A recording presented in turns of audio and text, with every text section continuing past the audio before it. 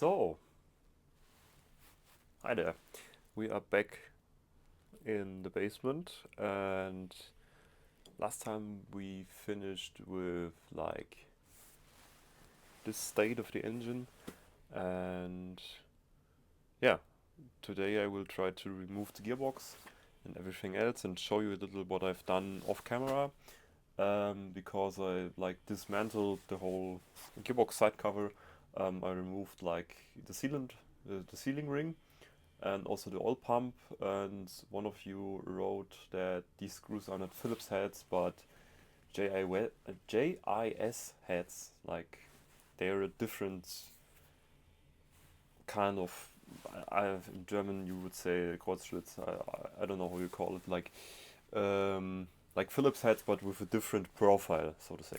And the problem was they were way beyond like opening it with a regular screwdriver. So I threw them out. I cut a slit in it and put them out with a regular screwdriver. So they're gone now. And yeah, what happened to like the clutch and stuff? Because I will show you what kind of problems I ran into off camera. Problem was, of course, I showed you my new like tool for the clutch basket to let me see, like hold it like this, the inner clutch basket, and the bigger problem was this nut.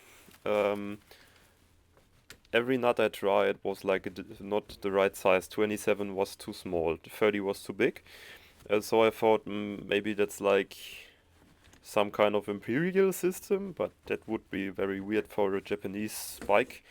And yeah, what I ended up with after measuring and taking a look in like all the manuals, it's a 29mm socket, and I opened the nut already. It's just like loosened, and I will now show you what actually is like what the clutch basket contains. So you have the nut, we have like a security bracket thingy, then you have the inner clutch basket with, yes, I wanted to show you this disc which comes down here. Then you have the outer clutch basket, and under the outer clutch basket you have first of all straight cut gears. I think it's going to be quite loud. And then you have two needle bearings, like no, it's one, sorry, one needle bearing with two rows. And yeah, I think there's another disc, I'm not sure.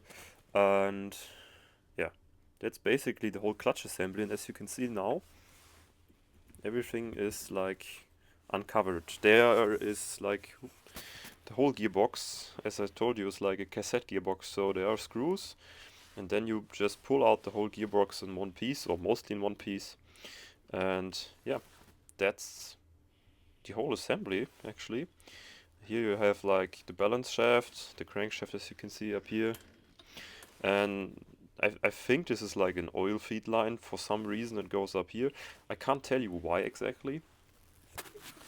There's also nothing like directly behind it, so I don't know. Yeah, but we are going to find out how this thing works and how to get it apart with the manual, and yeah, just by trying everything out. And this is actually the bearing seat, which goes together like this, because when I dismantle something, and I know I will not put it together like in the next 2 weeks, I will always, like as you can see, put it together in the order it was before, and then I put a zip tie in, like I did with all the clutch discs. There's a zip tie, you can't really see, but it's zip tied, so I know what kind of order it belongs in, or was in. And yeah, I will have a chat with Jürgen about like the bearing down here, because I don't know how often you should change or service them, but if I rebuild the whole engine, it would make sense to rebuild also all the bearings. I think also, like, I think you can see there's a bearing down here. Also, I can see it, but I'm not sure if you can see it. I think there's a disc on top, but I can't really get it off currently, because there's a bearing. As you can see, there's the bearing right here. Regular ball bearing with a metal cage. I can't see the size, but Jürgen also warned me all the bearings in the engine are not like very standard sizes, so they're kind of difficult to get. Sometimes you need to import them from Japan, but I will somehow get around. And now I will basically look on the computer how to remove the gearbox, take a lot of pictures. That's why there won't be any like fast forward footage. So the next snippet you will see is either me getting the gearbox out or having trouble getting the gearbox out at some point. So yeah, let's see. Let's get surprised. So, welcome back. I actually recorded the whole dismantling process, but my mic died, so I will quickly explain what I did. As you can see, the balancing shaft is out, which sat in here like this. I removed the screw, the nut. Under here is a balancing weight. There's also this pin for securing that all gear parts are attached to the shaft and spin on the shaft. That's the other side of the shaft, which came out on the side of the ignition. Just fell out. And yeah, on this side we have, as you can see, I put it on the new crank, so I know like the right mounting system, like right mounting sequence, I think. And yeah, basically you also have this little pin attaching everything to the shaft. You have the two gears, you have a washer, and you have the screw. And yeah, that's basically all I dismantled. But as you can see, there's still a metal bushing shaft something on it in the seal. That's probably sitting in here. And yeah, next task would be to split the engine across here, because now everything else is removed. Not a single shaft is in here. Of course there are still bearings and seals and stuff like this, but the major components are out. I will now pack this thing together when I got this out, and hopefully this one as well. And yeah, let's see if I can do it or not, because I think that's going to be very challenging, because it's like, as I said in the last video, the whole front basically comes off. The whole front of the engine from here. And it's all glued with RTV, like with silicon sealant, as you can see. Here, silicon sealant. And yeah, that's going to be quite a challenge, I think. Oh. You can see I finally split the engine. I realized that around this area it was seized with water.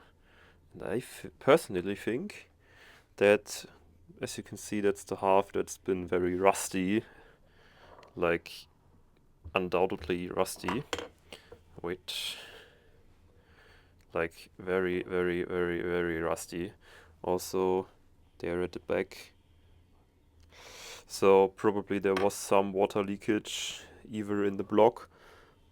And I also think there was some kind of damage, as you can see on the rod around here. It's not scraped. The other side is also a little scraped. So I guess something has happened in this engine before, or maybe some kind of failure. As you can see, this one is totally clean, very pretty, and around here, there. Wait, let me get a piece of paper. There you can see a little bit of damage around there. I'm going to clean it soon, so I will show you. But actually, what I did to open up the engine is, first of all, there were some like holes or water holes. I put in some ballistol, which is basically just I think it's from pine, some pine tree oil. Actually, you could drink it because it's like food safe, but nah, I'm not gonna drink it.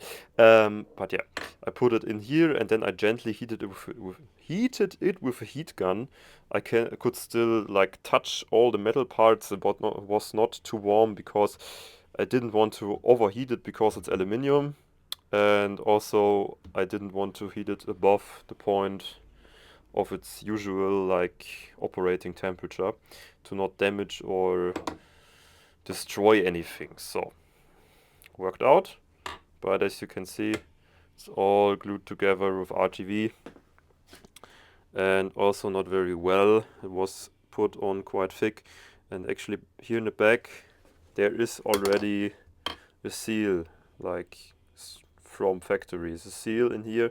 Somebody decided to put a lot of RTV on it, and that probably got in the whole cooling system because there's RTV on all the corners and stuff. Basically it was just too much. It squeezed out at every corner it could, like here. I actually saw that from the outside. Yeah, here, that's the piece, that's the side of the ignition. There was like a big piece of rubber sticking out already from the RTV. So somebody really loved his RTV. And yeah, now I can finally remove the old crank. I don't know if I can do it one-handed. It's gonna be a little difficult actually, to be fair, but yeah, worked out. There's the little spar, and that's the old crank. And yeah, I think it was redone at some point because there are, I don't know if you can see, yeah, there's an 8, there's a 7, so somebody rebuilt this crank probably before, but the bearings do look and sound pretty okay. But there you can see like the main difference. That's the stock crank, that's the stock R crank. It has like yeah, not full weights, as you can see. That's the stock one. That's the one that's going in. It has like full weights around here.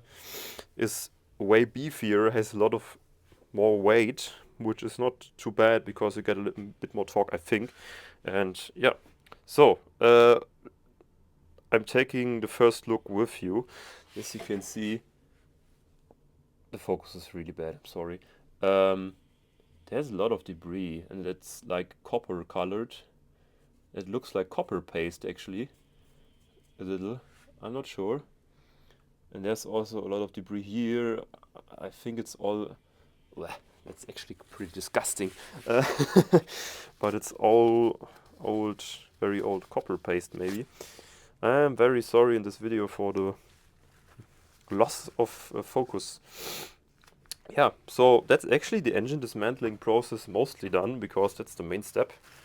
Yeah, I will now clean out the crank a little with brake cleaner, clean out this crank and talk to the seller. Yeah, and I think, yeah, we talked about the little bracket thingy. Let's remove that as well. That's, I'm so sorry, my phone won't focus today. That's actually the little piece that's missing, and on the other side there's nothing, just the seal. Wow, that looks pretty bad. That looks pretty damn crusty. Yeah, I will leave it on so I can like measure out the ones. That's a big seal from the other side, and there's also like one of these retaining rings that fell out, and I think it's only one. Yeah, it's only one, but it looks like there should be two, because it said somewhere like here. Yeah, like here. It said in here, but there is not a second half. Maybe it's missing. I'm not sure. I will take a look later. That's great, but I didn't film anything else, so let's head to the outro. So, welcome back. And as you can see, we are not in the workshop, we're in my flat. So yeah, I actually forgot to film an outro, so that's the outro you will be getting. And yeah, just general things to say. The next 4 weeks will be, well, not very productive in the project sense, but more productive in the exam sense, because I will be writing exams in 4 weeks. So in mid-February there will be new content, I think. Until then there is going to be a break.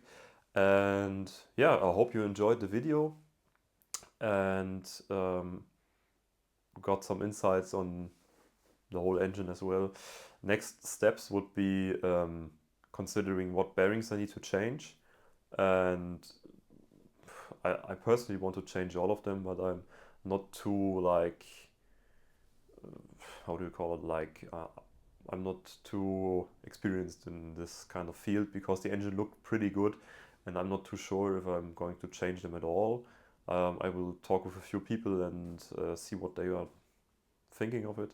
And yeah, then after that, the engine will be rebuilt in spring, and I also will be getting new brake calipers from Jürgen. He has a set of them lying around in storage, and I will be rebuilding them because I still have a set. I showed you in a like video in summer, I think. Um, but one of the calipers is like missing material on the inside of the caliper, of the wheel side of the caliper. It looks like something got in between the wheel and the calipers and is scraped in there. So there's material missing. It doesn't look good. So I'm not planning on rebuilding them. So I will be rebuilding this pair, and I'm also going to buy front wheel cover arch. I don't know how you call it in English. From him, fender, front fender, from him because he also has one in storage. So that's also going to be sorted out. And yeah, up until then there will probably be no video, maybe a short one if I'm like relaxing from exams and doing something on the bike, but I don't think so. And yeah, that's going to be it. If you have any suggestions, questions, or um, critique, just put them in the comments. I'm always happy to hear from you guys what you think. And yeah, like the video, subscribe, follow me on Instagram. My Instagram's in the bio. So yeah, until then, until I think 4 or 5 weeks, have a good time. Take care of yourself and see you soon.